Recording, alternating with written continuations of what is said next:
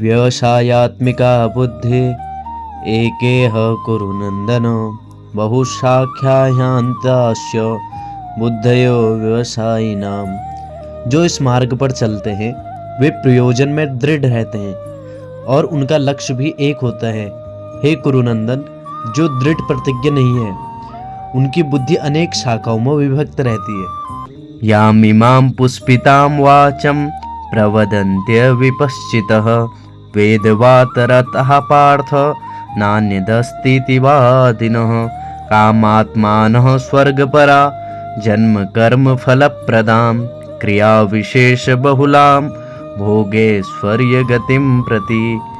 अल्पज्ञानी मनुष्य वेदों के उन अलंकारिक शब्दों के प्रति अत्यधिक आसक्त रहते हैं जो स्वर्ग की प्राप्ति, अच्छे जन्म, शक्ति इत्यादि के लिए विविध सकाम कर्म करने की संतुति करते हैं। इंद्रिय तृप्ति तथा ऐश्वर्यमय जीवन की अभिलाषा के कारण वे कहते हैं कि इससे बढ़कर और कुछ नहीं है। भोगैश्वर्य प्रसक्तानां तया बृहत चेतसां व्यवसायात्मिका बुद्धि समाधौ न विधीयते। जो लोग इंद्रिय भोग तथा भौतिक ऐश्वर्य के प्रति अत्यधिक आसक्त होने से ऐसी वस्तुओं से मोहग्रस्त हो जाते हैं, उनके मनों में भगवान के प्रति भक्ति का दृढ़ निश्चय नहीं होता। त्रैगुण्य विषया वेदा निस्त्रैगुण्यो भवार्जुनो निर्द्वंद्वो नित्य सत्वस्थो निर्योगक्षेम आत्मवान।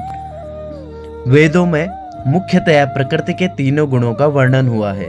हे अर्जुन, इन तीनों गुणों से ऊपर उठो, समस्त द्वैतों और लाभ तथा सुरक्षा की सारी चिंताओं से मुक्त होकर आत्मपरायण बनो।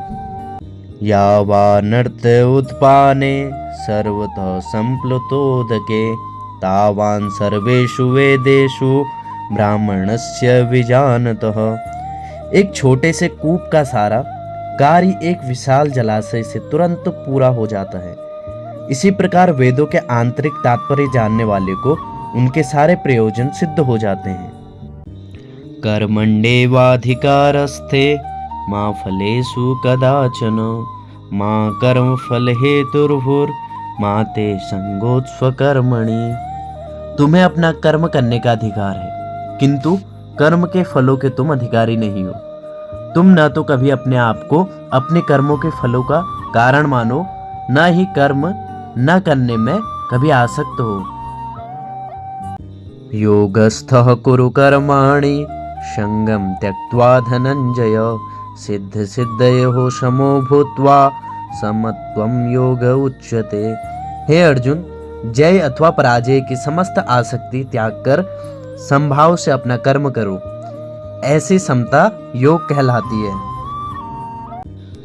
दूरेण ह्यवरं कर्म बुद्धि योगा धनंजय बुद्धौ शरणमिवश्च कृपणः फल हेतव।